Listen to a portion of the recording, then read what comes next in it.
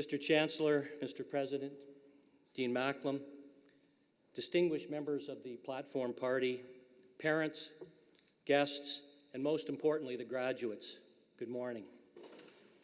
It is a tremendous honor to have this opportunity to address such a distinguished audience. Over the next 9 minutes, I would like to make a few comments about leadership and what I believe it takes to succeed in our rapidly changing world, a world in which our graduates today will undoubtedly leave their mark. But first of all, allow me to express my gratitude to those that nominated me to receive this honorary degree and to the committee that selected me. Also, thank you to my wife Mary and our children Jesse, Kate, and Jake for their support throughout my busy professional career. I have tremendous affection for this great university and the Rotman School of Management in particular. As graduates, we all owe a debt of gratitude to a dear friend of mine and the school, Joseph Rotman. Joe Rotman did so much on so many levels to challenge us to be a world-class institution. He was instrumental in recruiting, mentoring, and inspiring faculty, administrators, and students. Joe was the spark that ignited the tremendous growth in prestige and world rankings for our great business school. Prior to Joe's generous gift to fund, among other things, the fantastic facility that you all enjoyed while completing your degrees, the business school's primary base of operation was a poorly ventilated office tower over a bank branch. We also had classes in satellite facilities up and down the streets of our great campus, but it was very difficult to establish a sense of community. We came to class, we did our work, and we left. And when my fellow alumni left after graduation, few returned. I was invited back by Roger Wolf, a former dean of the faculty and the creator of the Dean's Advisory Council, to help him select the first Distinguished Business Alumni Award recipient in 1997. The Honorable Michael Wilson, our Chancellor here today, was the recipient. Later, I was invited to serve on the Dean's Advisory Council, where I had the privilege of working with three fine deans, Roger Wolf, Hugh Arnold, who's joined us on the platform today, and Paul Halpern. Joseph Rotman's leadership and many other committed alumni believed that with a new facility, we had the potential to create a world-class business school in this world-class city. The building, the leadership of Roger Martin, and now Tiff Macklem have made it a reality. Look at the diversity of this graduating class and the diverse and globally recognized faculty that we have attracted to Rotman, and you see the power of vision as the first component of inspired leadership. In my 17 years leading Chorus Entertainment, we conducted annual employee surveys. The importance of a stated vision and core values were paramount in importance to our employees year in and year out. So never underestimate the power of a clear vision. It's my hope today that each one of you will leave this school remaining grateful to Joseph Rotman for his leadership, as the reputation of this school will follow you and enhance your stature for years to come. As a sidebar, I learned just a few days ago that Wendy Cecil's daughter, Tess, was the first recipient of a scholarship recently established in Joe's name. Congratulations. Well, it seems like only yesterday that I sat here receiving my MBA, and believe me, it does seem like only yesterday. It was, in fact, 36 years ago.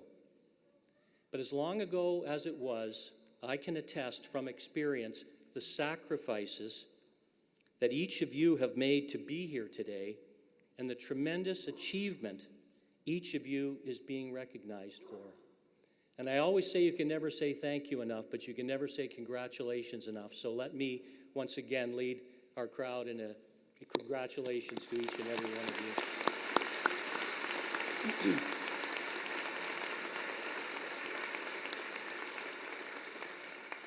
Tiff spoke of some of the characteristics, but I would add courage, intelligence, ambition, and work ethic are traits that bind each of you, in addition, of course, to your affiliation with the university itself. So what can I add? After all, you're moving into a much different environment than I did. How different? Well, let me share a few things your parents and I will remember well, but perhaps will make you smile in astonishment. Well, first of all, there was no internet. We relied on the library and the encyclopedia for information. Arguments at the pub down the street often were left unsettled without access to Google.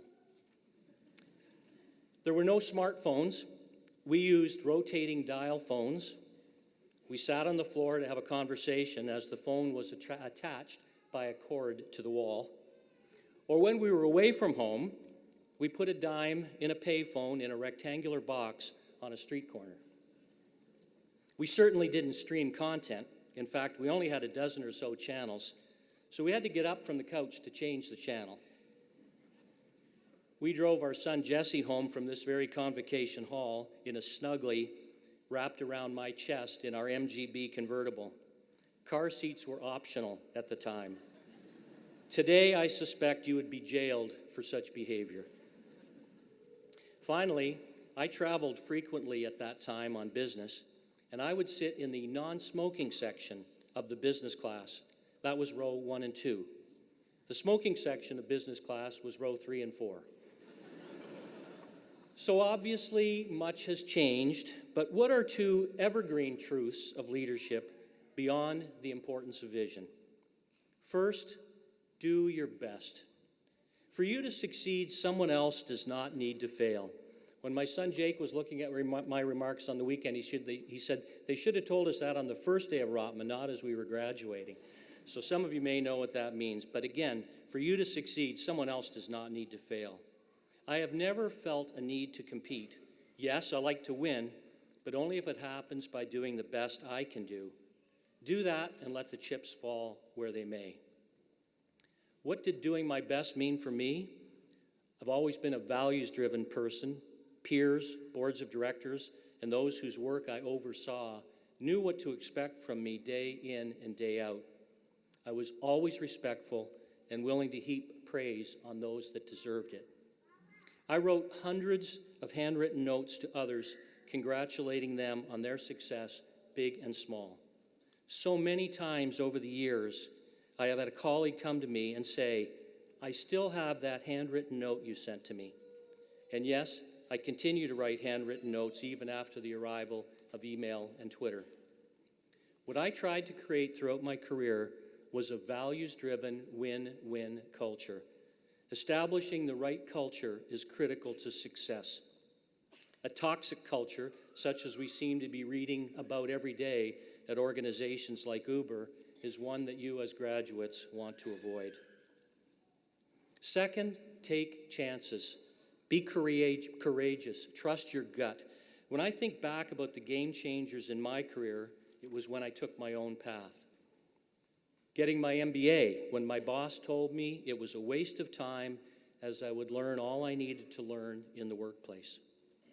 Moving from marketing, the holy grail of packaged goods at that time, into sales so that I could differentiate myself. Moving international on 2 occasions in lateral moves to broaden my skills. And finally, making a dramatic career change, moving from packaged goods, where I was president of Campbell Soup in the UK, to return to Canada as president of CTV, an industry I knew nothing about. Jeff Bezos talks about the importance of making decisions without all the facts. Even 20% may be enough. After all, it's intuitively obvious when all the facts are available, there's no longer a competitive advantage. So in closing, yes, times have changed, but the current time is unquestionably the most exciting of times to be resetting your careers. Disruptive technology is creating tremendous opportunity for growth and challenge. We all know your time at Rotman has prepared you to excel and to lead. Thank you, and do your best.